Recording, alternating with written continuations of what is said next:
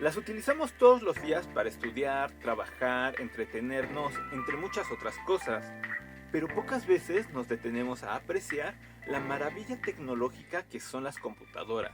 Hace 100 años nadie tenía acceso a computadoras digitales y hoy en día es difícil imaginar nuestras vidas sin ellas. Son el resultado del incansable trabajo de ingenieros, científicos e incluso políticos durante décadas. Sin embargo, pocas personas conocen su origen y mucho menos cómo funcionan, y cómo uno de los creadores de esta maravilla tecnológica fue juzgado y condenado por la sociedad de su época, privándonos de una de las mentes más brillantes de la humanidad. De forma que en este video vamos a hablar a grandes rasgos del origen de la computación, cómo funcionan y su impacto en nuestra vida moderna.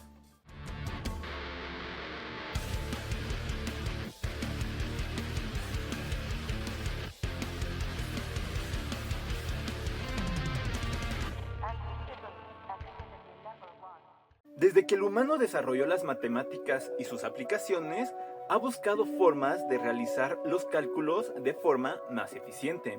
Desde los antiguos sumerios que utilizaban tablas de arcilla para escribir constantes matemáticas, o los chinos con sus ábacos para realizar cálculos de forma más rápida, hasta la actualidad, que utilizamos las llamadas inteligencias artificiales para realizar múltiples cálculos complejos en cuestión de segundos. Pero, ¿cómo es que llegamos a esto? Primero que nada, vamos a definir lo que es una computadora, lo cual puede ser un poco complejo, pero vamos a hacerlo de la siguiente manera. Una computadora es una máquina que recibe datos de entrada con los cuales ejecuta una serie de pasos programables para procesar esta información y devolver datos de salida. En otras palabras, una computadora es una máquina que come datos y te escupe datos después de que le realiza una serie de cambios que nosotros podemos elegir a nuestra conveniencia. Dicho esto, de las primeras máquinas que podemos considerar como precursores de las computadoras se encuentra la Pascalina, una máquina desarrollada en 1642 que podía sumar y restar números, desarrollada por Blaise Pascal, el gran físico, matemático y filósofo francés. Esta funcionaba a partir de ruedas, engranajes y manivelas, y es una de las calculadoras mecánicas más antiguas de las que se tenga registro. Hay quienes dicen que la primera calculadora pudo haber sido inventada por un matemático alemán llamado Wilhelm Schickard en 1623. Sin embargo, la única prueba que tenemos de su existencia son unas notas en unas cartas que se enviaba con Johannes Kepler. Y cuando se intentó reconstruir esta máquina a partir de sus notas, se encontró que presentaba fallas de diseño. De forma que no hay manera de demostrar que él de verdad haya sido el primero en construir una calculadora mecánica. Lo que sí es un hecho es que en 1670 el matemático alemán Gottfried Wilhelm Leibniz perfeccionó la Pascalina e inventó una máquina que podía multiplicar y dividir. Pero lo realmente importante es que en el siglo XVII ya se estaban inventando las primeras máquinas que podían computar, que si bien solo eran capaces de realizar cálculos aritméticos básicos, la idea de construir máquinas que podían realizar cálculos de forma rápida y exacta comenzaba a tomar fuerza. La gran diferencia entre estas calculadoras mecánicas y una computadora es que no eran programables. Solo podían realizar la función para la que fueron construidas y era imposible usarlas para cualquier otra cosa. El concepto de una máquina que se pudiera programar para realizar cualquier cálculo matemático fue desarrollada por Charles Babbage. Él fue un matemático y científico inglés que entre 1833 y 1842 intentó construir lo que llamaríamos una máquina analítica. Inspirado en el telar de Joseph-Marie Jacquard, la idea de Babbage era utilizar tarjetas de cartón perforadas para programar su máquina. De forma que se utilizaban tarjetas perforadas para introducir los datos en la máquina e indicarle los cálculos que se deseaban realizar. Posteriormente, una unidad de control determinaba los procesos que la máquina debía de realizar y poseía un mecanismo de salida para obtener el resultado. Incluso poseía una unidad de memoria para almacenar números y procesarlos posteriormente. Su diseño estaba tan completo que llegaron a diseñar algoritmos para que esta máquina realizara cálculos complejos. E incluso la primer mujer programadora de la historia aportó al diseño de estos.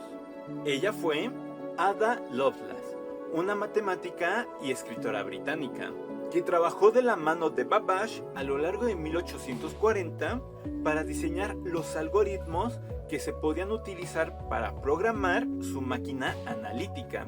Y si bien todavía existe un poco de debate acerca de si Lovelace fue la primera persona en programar o fue Babbage al momento de diseñar su máquina, la verdad es que el trabajo de esta mujer fue indispensable para establecer el potencial de la máquina analítica. Y fue de las primeras, si no es que la primera, persona en programar. En una época en que las mujeres no eran consideradas para hacer ciencia. Sin embargo, la máquina de Babbage nunca fue construida en su época, debido a muchas limitaciones técnicas. La máquina de Babbage sí se logró construir en base a sus diseños originales y funcionaba tal como se esperaba. De forma que hay quienes le atribuyen a Babbage el título del padre de los ordenadores. Pero sería hasta 1890 que el ingeniero estadounidense Herman Hollerith construiría lo que consideramos el primer computador de la historia, el cual utilizó para realizar un censo en 1890. Esta computadora utilizaba tarjetas perforadas con sí o no para recopilar la información necesaria. Gracias a este invento fundó la compañía Tabulating Machine Company, que se encargaría de construir máquinas para el procesamiento de datos a partir de tarjetas perforadas, y que eventualmente se fusionaría con otras empresas para en 1924 crear la International Business Machine Company, o como la conocemos hoy, IBM, que es una de las empresas más influyentes en el mundo de la informática en la actualidad. Hasta ahora, todo de lo que hemos hablado son de máquinas diseñadas para realizar tareas específicas. Y de hecho, estoy omitiendo muchas otras aportaciones importantes, ya que si bien todos estos acontecimientos serían importantes, no sería hasta el siglo XX que se daría el verdadero nacimiento de la computación moderna, a partir de una de las mentes más brillantes de la historia y uno de los hechos históricos más destructivos de la humanidad. En 1936, un joven de 24 años llamado Alan Mathison Turing resolvería un problema que los matemáticos llevaban años sin poder resolver, y en el proceso describiría lo que posteriormente se establecería como las bases de las ciencias de la computación.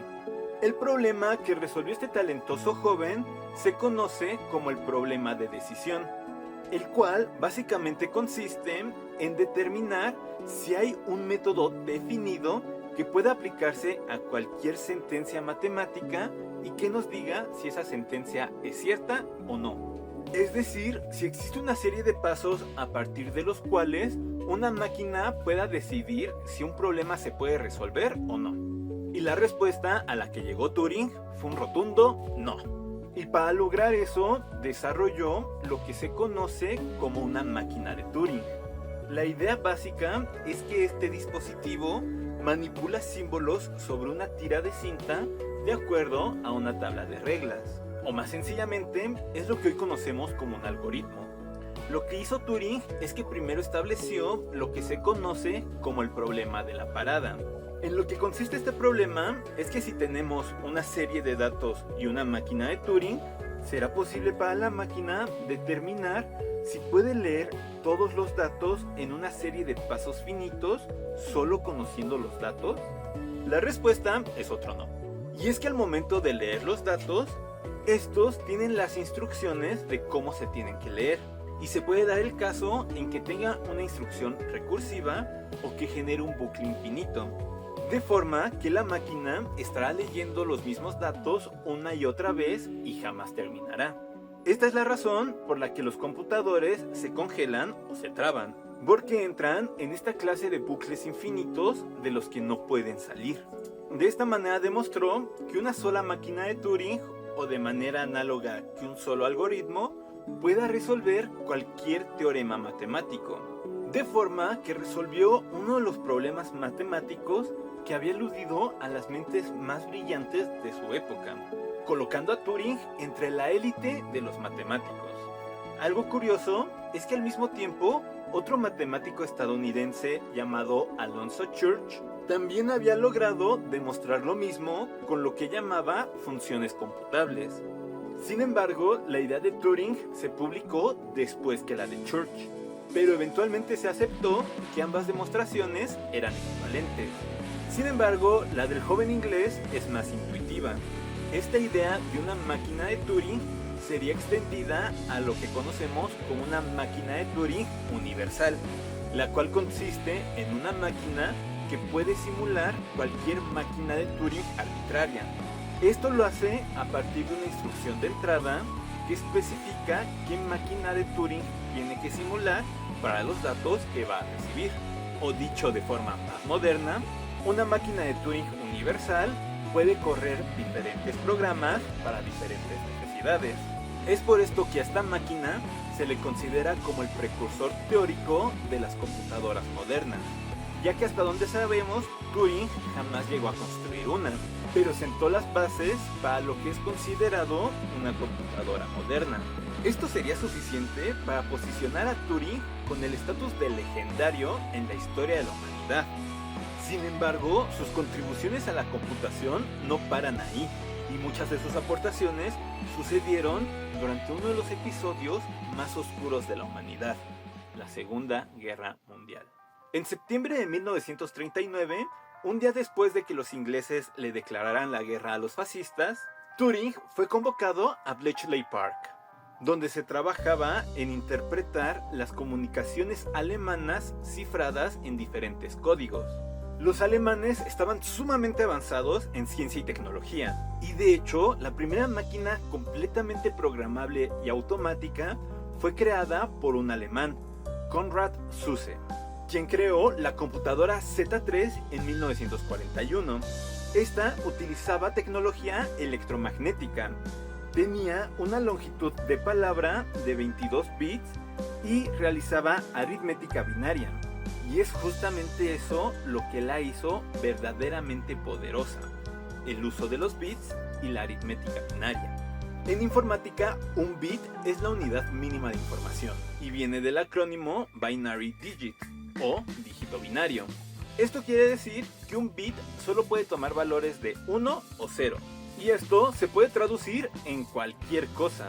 Por ejemplo, en el sí o no de la máquina de Hollerith, o en una luz encendida o apagada, o lo que usan las computadoras modernas, un pulso eléctrico y la ausencia de un pulso eléctrico. Esto permite utilizar el sistema binario desarrollado por el mismo Leibniz, el cual consiste en representar cualquier número como una combinación de unos y ceros, lo cual se logra a partir de la posición de los dígitos. Por ejemplo, con el 1 y el 0 no hay ningún problema, se escriben exactamente igual, 1 y 0, pero el número 2 no se puede escribir de la misma manera en el sistema binario.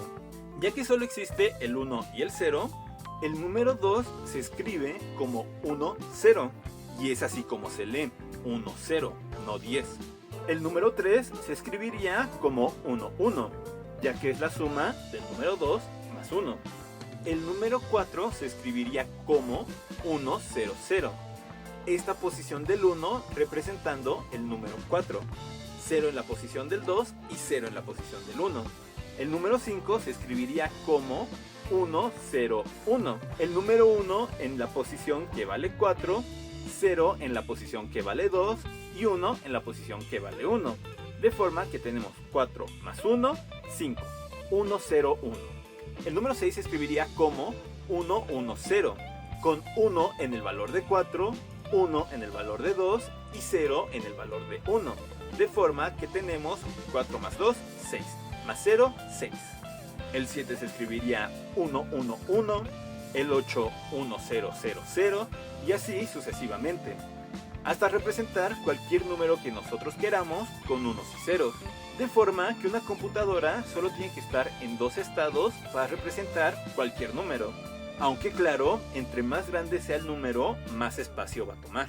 El matemático inglés George Boyle en el siglo XIX ya había desarrollado las matemáticas para realizar cualquier cálculo en el sistema binario, en lo que conocemos como álgebra de Boyle o álgebra booleana, que es la base del funcionamiento de todas las computadoras modernas.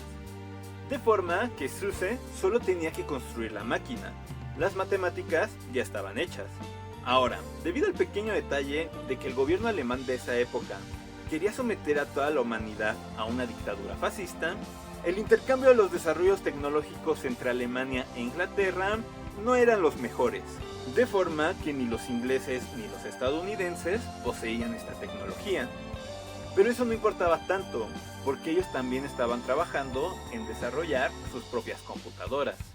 Los ingleses lograron construir su primera máquina programable y digital, la Colossus.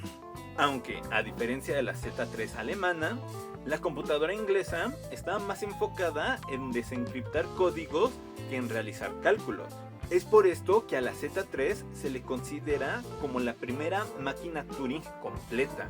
Sin embargo, esto no le quita lo impresionante a la Colossus, ya que de igual manera utilizaba lógica booleana para realizar sus cálculos, marcando una clara tendencia al funcionamiento de las computadoras. No queda claro qué tan involucrado estuvo Turing en la construcción de la Colossus. Si bien podemos asumir que no estuvo construyendo la máquina con sus propias manos, también podemos decir que sus ideas influyeron muchísimo en el diseño de esta. Como sea, el trabajo de Turing fue fundamental para su construcción. Y así como esta máquina ayudó a descifrar diferentes códigos de sus enemigos, Turing contribuyó con otras máquinas para descifrar otros códigos enemigos, como el código Enigma, que se consideraba indescifrable en esa época, y que al resolverlo se considera que acortó la guerra 2 o 4 años, salvando incontables vidas. Al finalizar la guerra, Turing fue reconocido por su arduo trabajo. Sin embargo, no fue tan ampliamente galardonado, debido a que buena parte de su trabajo era clasificado. Sin embargo, sus contribuciones no se detuvieron. Siguió trabajando en mejorar las computadoras, filosofando respecto a la cibernética y ayudando a desarrollar la biología matemática. Sin embargo, todo esto fue truncado en 1952, cuando fue enjuiciado por homosexualidad. En esta época era ilegal ser homosexual en Inglaterra, y cuando un examante suyo le robó y Turing fue a denunciar, él confesó su orientación sexual y fue condenado por indecencia grave y perversión sexual. Y debido a que decidió no retractarse de sus preferencias, fue sentenciado a castración química. Esto generó una gran depresión en Turing, no solo por las afectaciones que estaba sufriendo su cuerpo, también porque sabía que su trabajo jamás sería tomado con la misma seriedad. Usarían su homosexualidad para desestimar cualquier aportación que hiciera. En términos modernos, lo tacharían de ciencia woke o progre, y botarían a la basura su trabajo. De forma que decidió acabar con su propia vida en 1954, comiendo una manzana envenenada con cianuro, muriendo solo unos días antes de cumplir 52 años. A pesar de que la humanidad perdió una mente tan brillante, los avances tecnológicos siguieron avanzando. En 1945, Estados Unidos crearía la ENIAC, una de las primeras computadoras de propósito general. Era Turing completa, digital y susceptible a ser reprogramada para resolver una gran variedad de problemas numéricos. De aquí en adelante, todas las computadoras siguen los mismos principios básicos. Son Turing completa, usan el sistema binario y álgebra booleana para realizar todos sus cálculos. Lo único que cambia es la tecnología con la que lo hacen, pasando de tubos de vacío a transistores y la eventual miniaturización de todos los componentes. Pero los detalles de todas estas historias son temas que estaremos tocando en otros videos. Si el video te gustó, considera suscribirte al canal.